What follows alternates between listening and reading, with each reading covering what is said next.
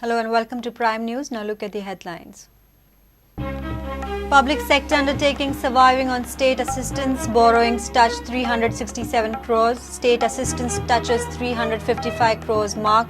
7 PSUs running in losses. Accounts audit in mess. Special report. Government finalizes CIC and SICs. CM clears file. CM to write to Chief Justice for Lokayukta candidate. Cabinet expansion before Savat. Parsekar speaks to Prudent.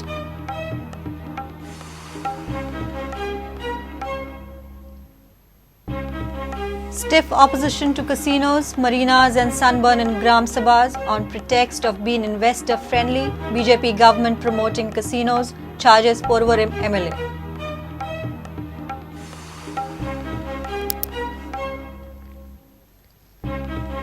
Madai meet at Walpoi alerts Goans over Karnataka's mega plans. Madai Bachao Abhiyan warns of water crisis. Sakli MLA says Karnataka should fight in court, not on streets.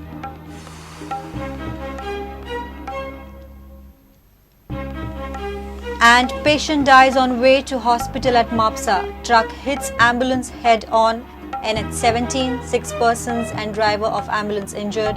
Truck first hits a Swift, driver arrested.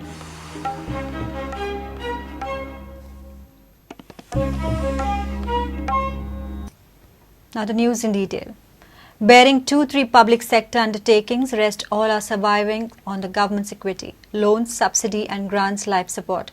Accounts of almost 12 corporations are not settled in last 10 years. CAG has been trying to set the things in order through the Union Ministry of Corporate Affairs. However, nothing seems moving. The borrowings of the corporations have touched 367 crores. State assistance has touched 355 crores mark. The irony is the lone transport sector undertaking like KTC2 running in huge losses. A special report on mismanaged PSU affairs.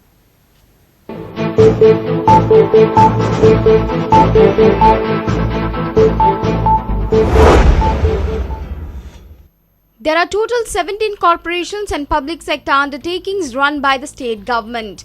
Except couple of corporations, SCST Development, rest all operate in service and manufacturing business sectors. Considering state of affairs, government opted to divest from Goa Antibiotics and close down GAL unit in Honda, both units from manufacturing sector. GAL has been shut down. The Goa Information Technology Development Corporation too will wind up soon. However, financial service provider like the EDC and the Infrastructure and Sewage Development Corporation sustained with backing of huge contracts. CAG report of 2013-14 says out of 16, 8 corporations have earned profit of only 48 crores 31 lakhs, out of which EDC solely has earned around 40 crores. Infrastructure and Sewage Development Corporation contributed 4 crores 65 lakhs. 7 corporations accounted loss of almost 30 crores, out of which 24 crores loss from Kadamba. 1.75 crores of closed GAL and almost 2 crores loss from Goa Handicraft Corporation. Ironically, despite running under sectors like tourism, IT, transport, manufacturing and allied service sectors, the PSUs survive on the state life support. Government had invested 139 crores in 2008 on equity, loans, grants and subsidies of the corporations. The state investment and assistance faced by a sudden hike from 20% to almost 60% to 355 crores during 2013-14 year.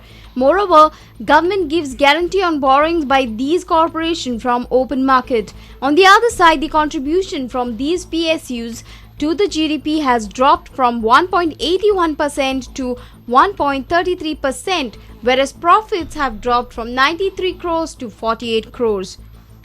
Story doesn't end here. Accounts of these PSUs have not been finalized for several years. CAG is trying level best to set the things in order. The matter has been reported to the Union Ministry of Corporate Affairs.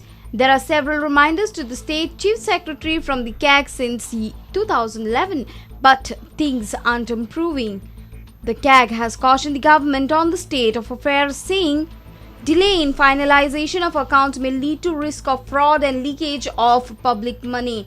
Cannot ensure whether investment and expenditure incurred have been properly accounted for specified purpose. The predecessor chief minister was making tall claims that the PSUs will be led by professionals, but despite restructuring of the boards, nothing had changed with the MLAs leading the PSUs and the corporations. The fiscal situation is going from bad to worst. Bureau Report, Prudent. Long wait for Chief Information Commissioner and State Information Commissioners is finally over. Chief Minister has confirmed that Prashant Tendulkar will be appointed as the Chief Information Commissioner and Pratima Wernikar and Jueno D'Souza will be the State Information Commissioners. CM would write to Chief Justice of India to suggest name for a Lokayukta in Goa. CM Parsekar said cabinet expansion will be before Savat. State information commissioner म्हणून जी दोन नांवां आमी select केली तातूंत advocate प्रतिमा वेर्णेकार मागीर advocate जुइनो D'Souza दोगूय वकील आसात. प्रतिमा बाय ही PP आसा. चीफ इन्फॉर्मेशन कमिशनर म्हणून एडवोकेट प्रशांत SP तेंडुलकर हांची निवड जाल्ली आसा. मिनूट सायन करून आयल्यात. तो म्हाका सांगपाक खोस्त भोगता की तिनूय मनीस हे बरे एफिशियंट वेल क्वॉलिफायड जेचेर कोणाकच ऑब्जेक्शन घेवपाकूय स्कोप निश्चित ना आनी सगळ्यांत म्हत्वाचें म्हणजे युनॅनिमसली ही तीन नांवां फायनलायज जाल्यान. The post for Lokayukta is also vacant for a couple of years. CM would now write to the Chief Justice of India to suggest suitable name for Goa Lokayukta. म्हाका थोडो एजीचो ताचेर एडवायस जाय आसलो. आतां हांव एजी कडेन वता ह्या गोश्टीचेर. एक गोश्ट जी खूब काळ पडून आसा पेंडींग आसा त्यो मार्गाक लागूंक जाय. त्यामुळे आय वील सीक हीज म्हणजे म्हाका चीफ जस्टिसाक बरोवप अशेंच दिसतालें पूण I will just speak to AG and I think of writing to Chief Justice to recommend suitable name. When questioned about cabinet expansion, CM shied away but said expansion will be before Savat. प्रमुख organisation प्रमुख team आसता ताच्या भितर सल्ला मसलत करूनच चालू आसा. म्हजो प्रयत्न आसा चवथी पयली करप म्हणून. म्हाका कोण विचारताय तांकां हांवें सांगलां चवथी पयली करतलो म्हणून. अशें हांव सांगत आसा. म्हजो प्रयत्न आसा. CIC and SIC's names will be placed before the cabinet for approval and then it will be sent to the governor for her consent. Senior reporter Lokik Shilkar with video journalist Dinesh Karpe for Prudent. Opposition to casinos, Marina project and sunburn rocked Gram Sabhas in Sankole and Anjuna. Sankole villagers claimed Marina project as disastrous to traditional fishing in Zuari River.